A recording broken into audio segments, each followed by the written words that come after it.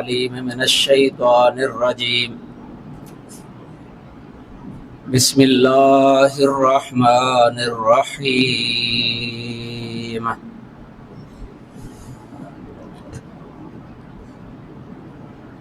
والذين جاءوا من بعدهم يقولون ربنا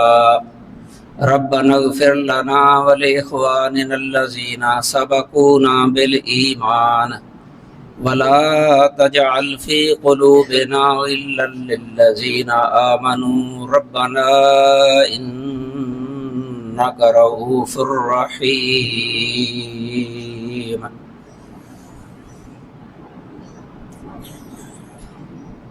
یہ سورہ حشر کی 10 نمبر آیت کریمہ ہے۔ اللہ تعالیٰ اس مجلس کے اندر تمام حاضرین پر رحم فرمائے اور ان کی بخشش کر دے اللہ تعالیٰ، اور صحابہ کرام کے ساتھ کما حق ہو محبت کرنے کی توفیق عطا فرمائے، اور ہمارا ادھر آنا اللہ قبول فرمائے اپنی رحمت سے، اور ہمارے تمام گناہ معاف فرما دے اللہ تعالی وسیع رحمت والا ہے۔ یہ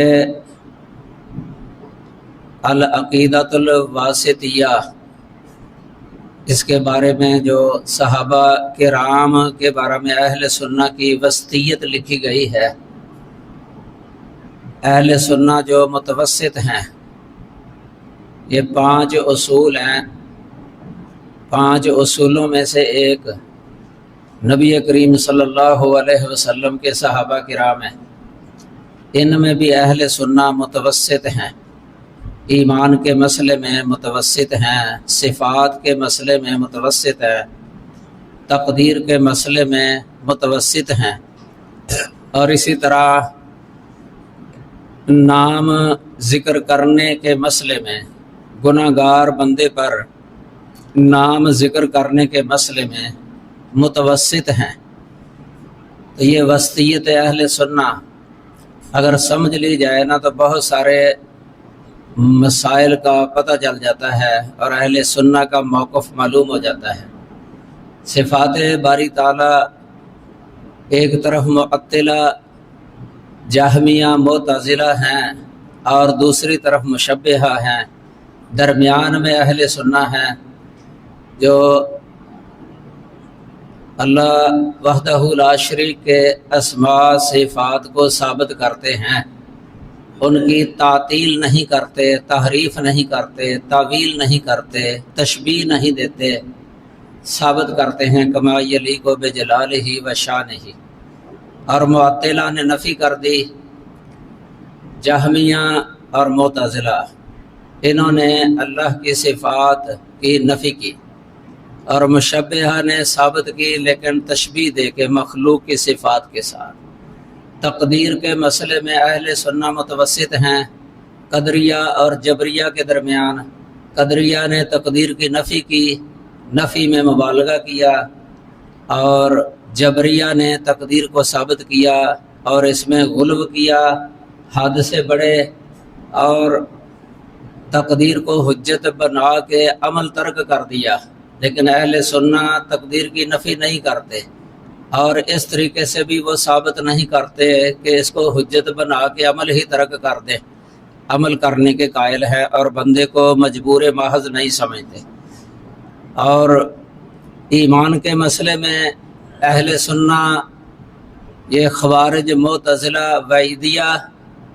اور مرجیہ کے درمیان ہیں۔ مرجیہ اصحاب الکبائر کو کامل مومن سمجھتے ہیں کہ کامل مومن ہے، وہ سیدھا جنت میں چلا جائے گا، گناہوں کا کوئی نقصان نہیں۔ ان کے مد مقابل خوارج اور معتزلہ، ان کا نظریہ یہ ہے کہ اگر کسی سے ایک بھی گناہ ہو گیا نا، وہ دائرہ اسلام سے خارج ہو جاتا ہے اور آخرت کے اندر ہمیشہ دوزخ کے اندر رہے گا۔ لیکن اہل سنہ کا موقف یہ ہے کہ وہ دائرہ اسلام سے خارج نہیں ہوتا، مومن ہوتا ہے لیکن کامل مومن نہیں ہوتا، گناہوں کی وجہ سے عذاب ہو سکتا ہے، یہ اللہ کی مشیت میں ہے، اگر اللہ چاہے تو معاف فرما دے، اللہ چاہے تو عذاب دے دے، یہ اللہ کی مشیت میں ہے۔ اور نام بولنے میں بھی اہل سنہ متوسط ہیں، مرجیہ کامل مومن کہتے تھے، خارجی وہ کافر کہتے تھے، اور معتزلہ لا مومن ولا کافر کہتے تھے، لیکن آخرت کے اندر مخلد فی النار، اور اہل سنہ اس پر نہ کامل مومن کا لفظ بولتے ہیں اور نہ ہی کافر کہتے ہیں اس کو۔ اس طرح یہ پانچواں مسئلہ ہے اصحاب رسول صلی اللہ علیہ وسلم کے بارے میں، اس میں بھی اہل سنہ متوسط ہیں، یہ خوارج کی طرح نہیں ہیں کہ صحابہ کرام کی تکفیر کریں، اور نہ ہی روافض کی طرح ہیں کہ عام دیگر صحابہ کی تکفیر کریں اور اہل بیت کے بارے میں غلو کریں، ایسے نہیں ہے۔ اہل بیت کے بارے میں غلو نہیں کرتے، خاص طور پہ حضرت علی رضی اللہ تعالی عنہ کے بارے میں، جو ایک مفرط ہیں اور ایک مفرط ہیں، مبغض یا محب، مفرط فی حب ہی یا مبغض بہی، ایسے نہیں ہے اہل سنہ، ایسے نہیں ہے اہل سنہ۔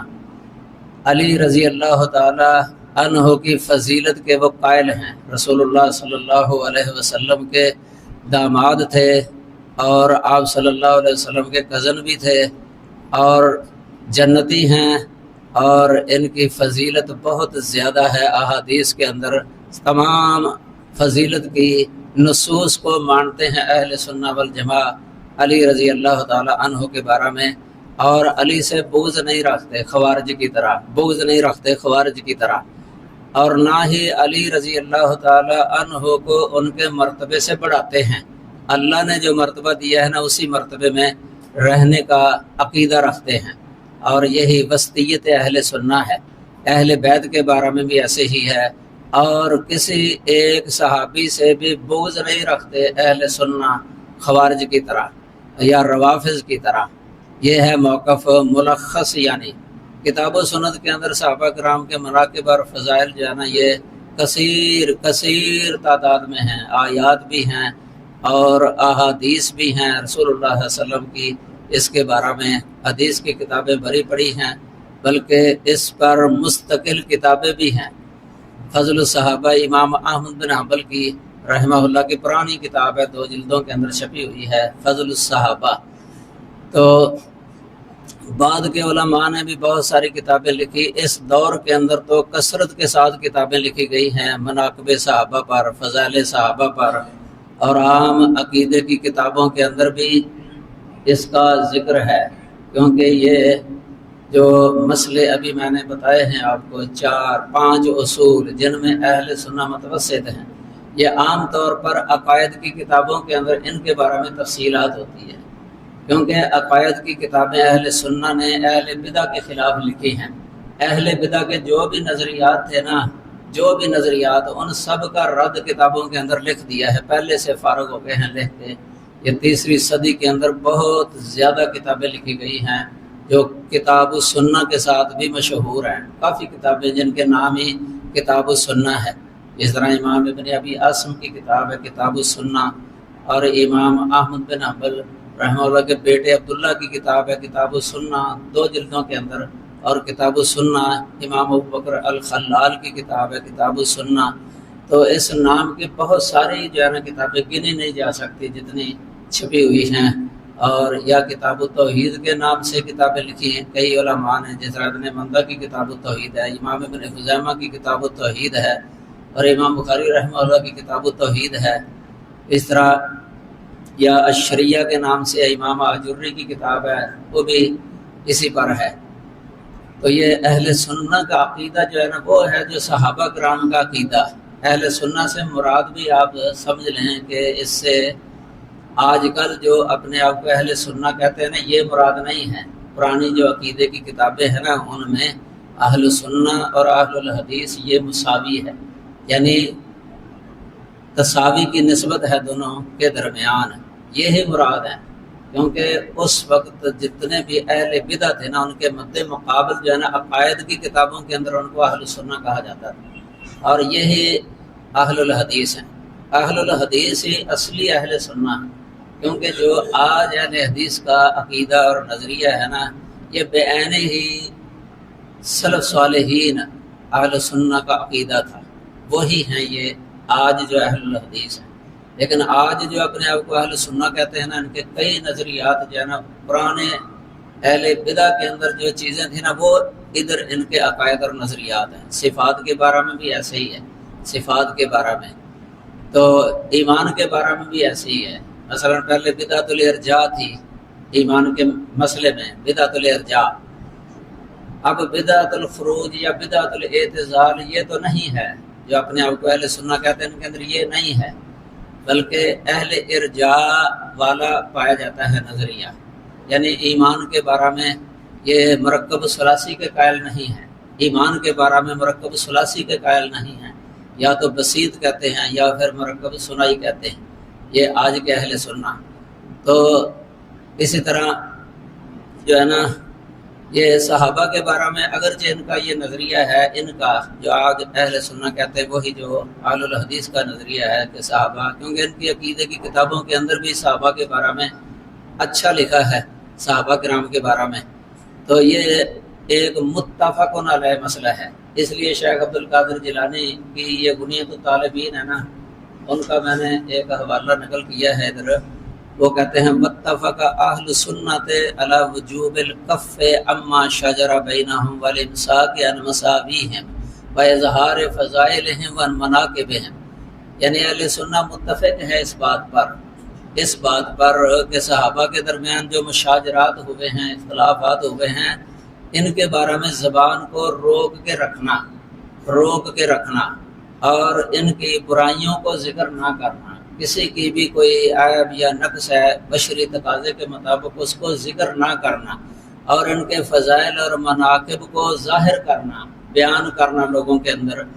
اور ان کا معاملہ اللہ کے سپرد کر دینا۔ جو ان کے درمیان اختلاف واقع ہوا تھا، مثلا علی رضی اللہ تعالی عنہ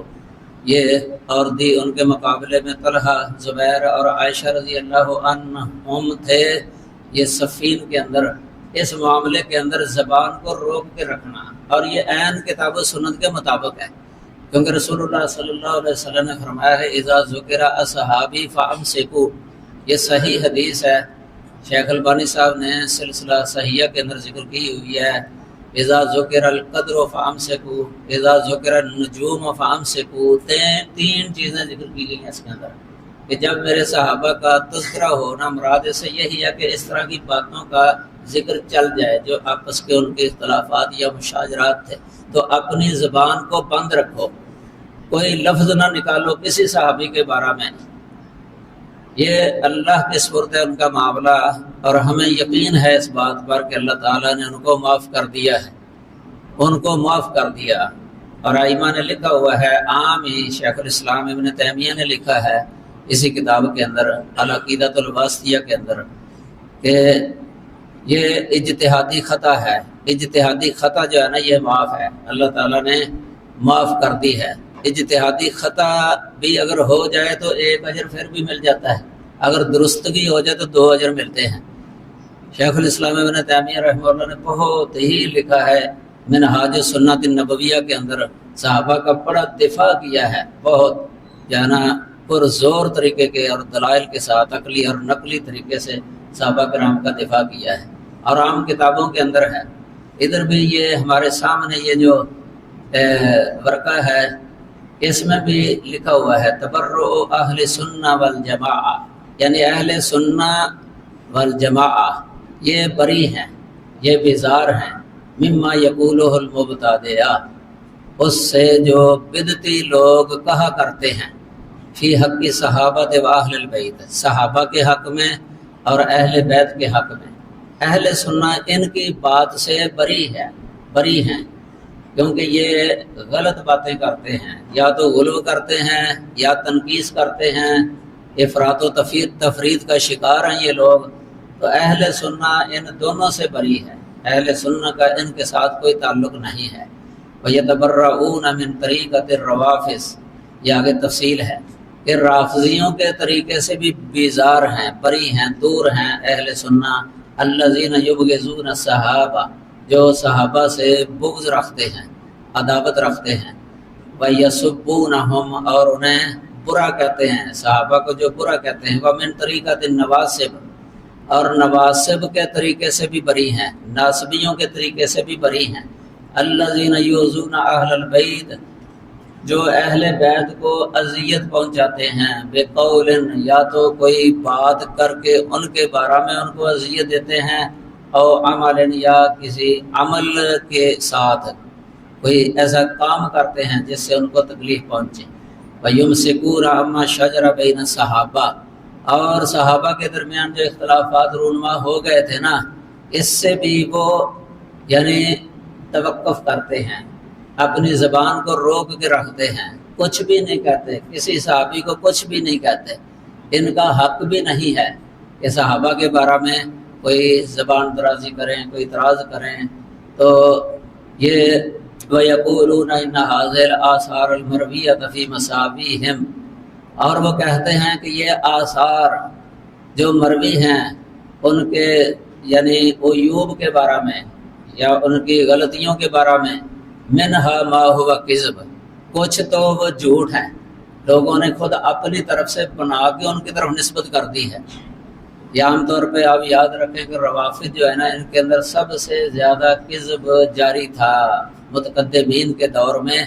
یہ رجال کی کتابوں میں عام لکھا ہوا ہے، اکذب الناس، یعنی جتنے بھی اہل بدع ہیں سب سے زیادہ کذب جو ہے نا یہ رافضیوں کے اندر تھا، رافضیوں کے اندر۔ تو وَمِنْهَا مَا قَدْ زِيدَ فِيهِ وَنُقِصَ، اور کچھ ایسے بھی ہیں کہ جن کے اندر کمی زیادتی کر دی گئی، یعنی جتنی بات تھی نا اس سے یا تو کم کر دی گئی ہے یا بڑھا دی گئی ہے، وَغُيِّرَ عَنْ وَجْهِهِ، اور اس کا جو اصل مطلب تھا نا اس سے ان کے اندر تغیر تبدل کر دیا گیا ہے، مطلب کچھ کا کچھ بن گیا۔ پھر وَصَحِيحُ مِنْهُ ہم فیہ معذورون، اور صحیح بات یہ ہے کہ صحابہ کرام اس میں معذور ہیں، معذور، اما مجتہدون مصیبون و اما مجتہدون مخطئون، یا تو وہ مجتہد ہیں مصیب، یعنی کوئی صحیح بات ہے اس کی، یعنی دونوں میں سے ایک گروہ کی بات صحیح ہے اور اس کا موقف صحیح ہے، یا مجتہد ہے غلطی ہو گئی اس سے، وَهُمْ مَعَ ذَلِكَ لَا يَعْتَقِدُونَ أَنَّ كُلَّ وَاحِدٍ مِّنَ الصَّحَابَةِ مَعْصُومٌ عَنْ كَبَائِرِ الْإِثْمِ وَصَغَائِرِهِ، اہل سنت جو ہے اس کے باوجود بھی صحابہ کے بارے میں یہ عقیدہ نہیں رکھتے کہ وہ غلطی سے معصوم تھے، یہ اہل سنت کا عقیدہ نہیں ہے۔